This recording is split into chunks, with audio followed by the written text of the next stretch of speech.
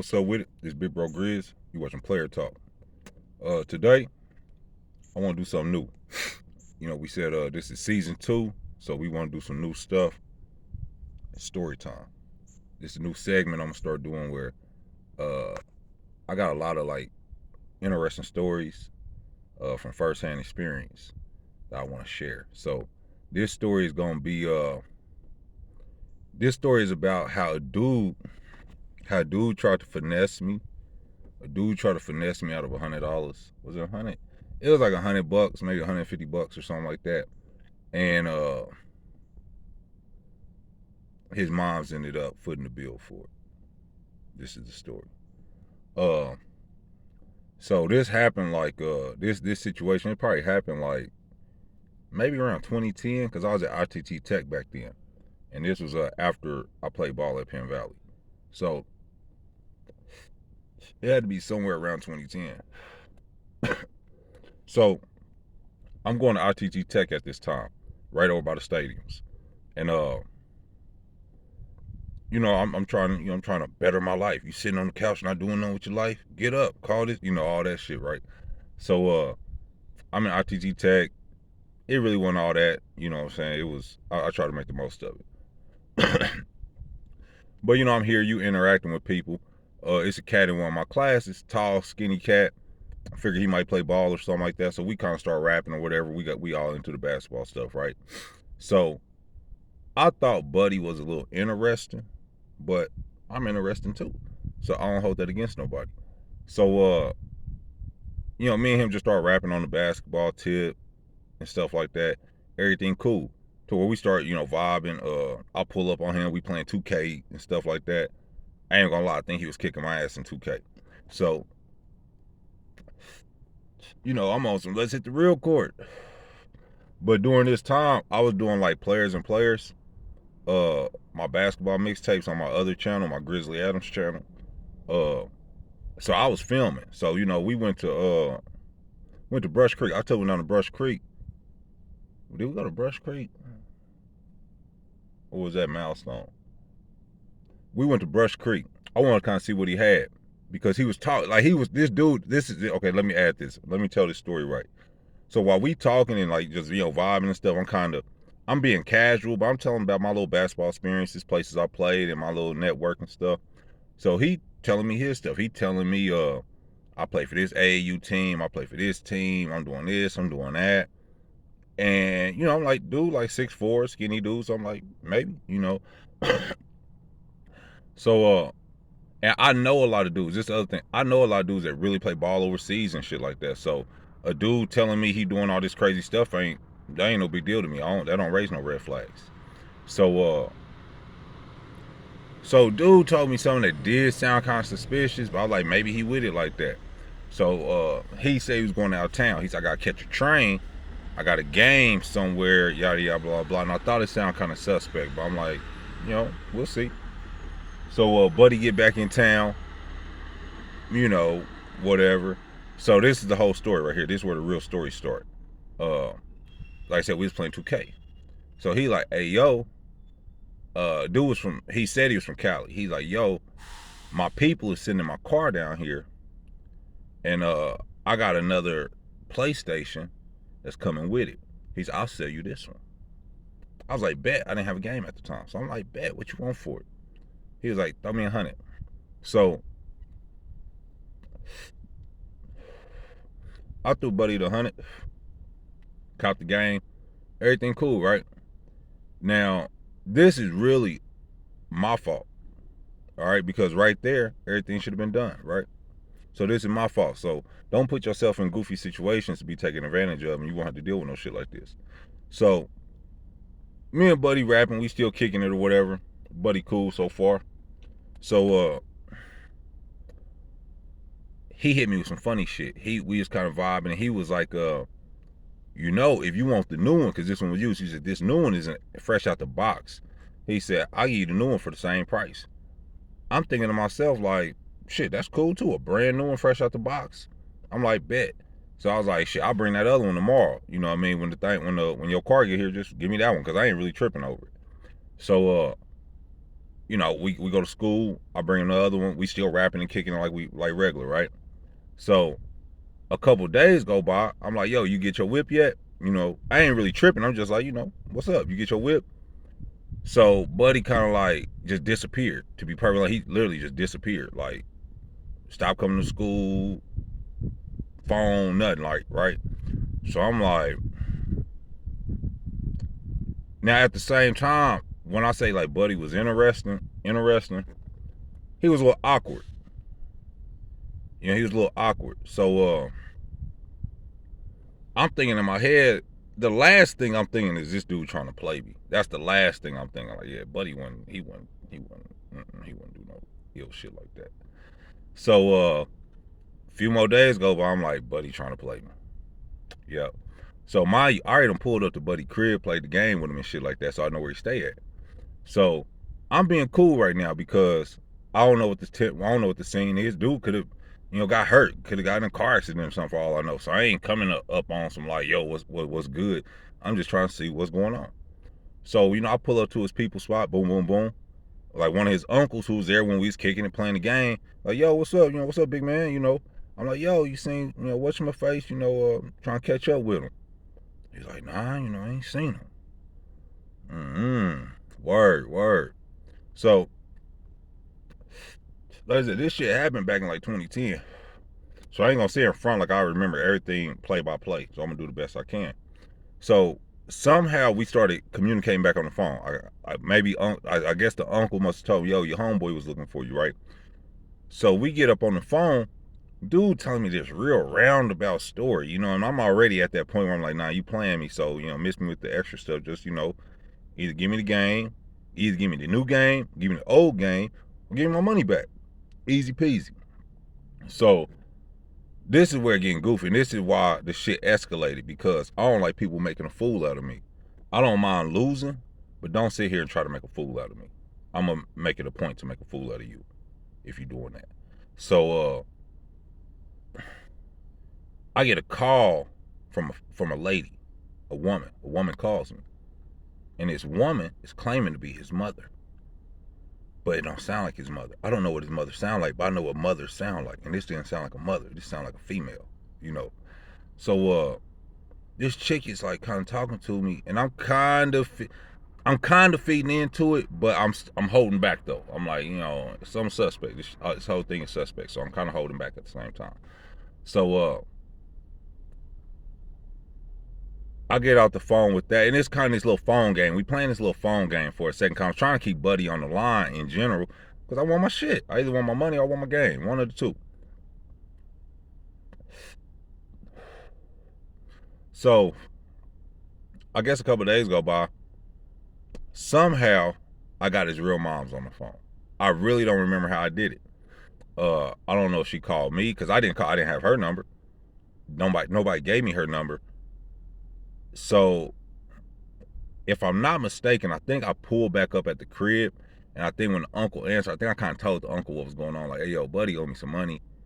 You know, I was supposed to be buying a game from him. Buddy done disappeared on me. I'm just trying to, you know, catch up with him. So I'm guessing that must be how his mama got to me, right? So at this point, I'm pissed off because during this little interaction with this person that was supposed to be his mama, I felt like a jackass. I felt like this nigga is just laughing at me now. Like, this nigga done making a complete fool out of me. He got a whole little scheme and stuff put together, and I'm just the ass of the joke, and I ain't liking that. So that's getting me hyped up and shit. And now I'm in my own head like, oh, this nigga think I'm a bitch. He think I'm the nigga to go play games with. I'm on that shit now. So I'm hyping and revving myself up, and that ain't no good. So his mom's is on the phone, and mom's was cool. Mom's wasn't like on no off-brand shit or nothing. She was cool. And I'm just speaking, and because she sounded cool, I'm being honest with her. I'm not like faking or nothing like that. And I try to be respectful. So, you know, this is still somebody's mama. This is somebody's mama. This is somebody's sister. This is somebody's daughter. So I'm gonna still be respectful. So I'm talking to her with respect, but I'm being honest. You know, I'm letting her know like, yo, you know, your son treat me like I'm a bitch. That's how I'm feeling. Like, you know, he treat me like I'm a bitch. Like I'm the dude just to, you know, play games with and finesse. So I let her know, like, when I see him, I'm gonna fuck him up. This is exactly what I told her. Like, when I see him, I'm gonna get him. That's what I told her. You know, And she was like, "Oh no, no, don't do that." I'm letting you know, I'm just letting you know what's going on. Like this is happening, like period. And I also let her know, like, to be perfectly honest, if this dude is from Cali, like he claimed he was, he needs to know this is Kansas City, and I'm nice. I'm a nice guy. Like I'm like a cool dude to get along with everybody.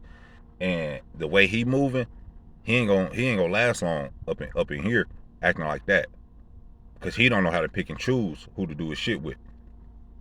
So me and his moms is on the phone. Me and his moms rapped for a while, to be perfectly honest. I can't remember, we had multiple conversations or if it was just one, but we rapped for a good little minute. And found out that like her and my mom's kind of worked in a similar building at some point, and we communicate, we building a rapport, because at the same time I'm trying to figure something out too. I ain't trying to take this L, and I really don't want to slide up on no nigga out in the street, on some funk on sight type shit and just get up on a nigga if I don't have to. So we talking, and I'm standing on, I'm getting you, your son getting fucked up, period. So she's kind of disgusted by the whole situation. One, the fact that he did some off-brand shit. Two, now he putting himself in danger. And then you got somebody impersonating your mama and shit. It ain't that deep, dog. It ain't that deep. So me and moms come to an agreement. She say, I'll pay you the money, and I wasn't going there. I wasn't even trying to go that route. That wasn't what I was expecting to get out of it. That ain't what I was aiming towards. But shit, who can afford just to let somebody take 100 from them? I can't. So I'm like, that's cool. That's cool, and that'll settle the debt. That's what it is. So now let me say this, because I want this story to make sense so you understand this build up, right? So I done went over this dude's house like 3-4 times. Twice to like kick it and play the game, and then twice to be like, yo, where old boy at? Every time it's only been like 1 or 2 people over here, like an uncle and maybe the uncle's homeboy, they drinking and shit. And that's it. It's quiet. It's quiet over here. And not to mention, this neighborhood, this block that we own is right next to like one of my real close homeboys' blocks. So I done been through this area a lot. It's always quiet over here. Always quiet. It's never a crowd of people over here, right? So